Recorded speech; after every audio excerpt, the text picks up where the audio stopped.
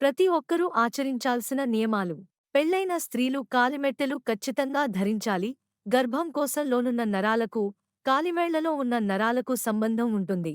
దానితో పాటు స్త్రీ కామాన్ని అదుపులో ఉంచుకోవాలంటే కాలివేలికి రాపిడి ఉండాలి. నేలను తాకరాదు. కామాన్ని పెంచే నరాలు కుడికాలి వేళ్లలో ఉంటాయి. శనివారం, ఆదివారం క్షురకర్మ చేయించకూడదు. నడక అనేది చాలా మంచిది. ఎందుకంటే శనీశ్వరులకు నడక అంటే ఎంతో ప్రీతి. అందుకే అనేక ప్రదక్షిణాలు చేస్తారు. శనిని తమకు అనుకూలంగా ఆశీర్వదించమని వేడుకుంటారు. ఇక నడక విషయానికొస్తే నడక శరీరంలో శక్తిని పెంచుతుంది.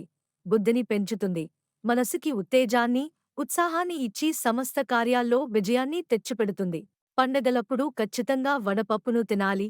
ఎందుకంటే పండగలప్పుడు మనం అనేక పిండి వంటలు చేసుకుని తింటాము. దానివల్ల అనేక అనారోగ్య సమస్యలు తలెత్తుతాయి. వడపప్పు, పానకం సేవించడం వల్ల అరగని ఆహార పదార్థాలు అరిగేలా చేస్తాయి. అందుకని పండగలప్పుడు వడపప్పు పానకం చేస్తారు. కొత్త బట్టలను ధరించినప్పుడు ఖచ్చితంగా నాలుగు వైపులా పసుపును రాయాలి. ఎందుకంటే ఈ ఆచారాన్ని మన పూర్వీకులు మన ఆరోగ్యం కోసం పెట్టారు. బట్టలను మగ్గాలపై నేస్తారు. నేసే ముందు నూలుకు పిండితో తయారైన గంజిని పెడతారు. అలా గంజి పెట్టి నేయడం వల్ల అనేక రోగక్రిములు వస్త్రాల్లో చేరతాయి.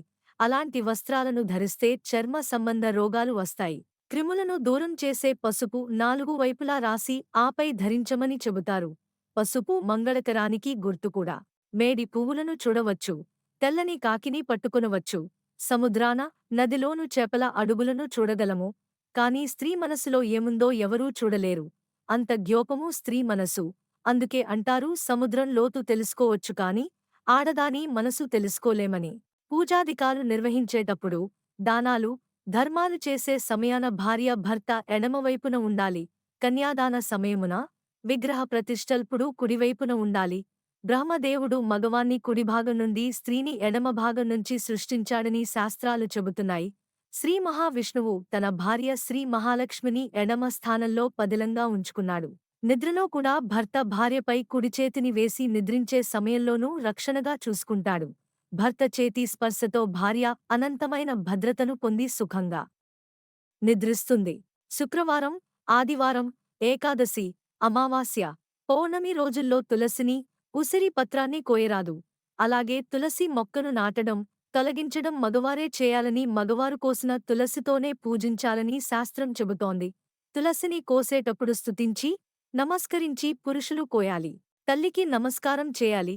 ఇలా నమస్కారం చేయడం వల్ల 6 సార్లు భూప్రదక్షిణ చేసినంత, 10,000 సార్లు కాశీ వెళ్లి వచ్చినంత, వందలాది సార్లు సముద్ర స్నానం చేసినంత, ఇట్టివాటికి 10 రెట్లు ఫలం మాతృవందనం ద్వారా కలుగుతుంది. మనం తినే ఆహారంలో షడ్రుచులను తీసుకోవాలి. ఎందుకంటే ఎప్పుడూ ఒకే రకమైన ఆహారం తీసుకోవడం వలన అనారోగ్యాలు వస్తాయి. షడ్రుచులు అనగా తీపి, పులుపు, ఉప్పు, కారం, చేదు, వగరు. ఈ 6 రుచులు అనేక అనారోగ్యాలను దూరం చేస్తాయి.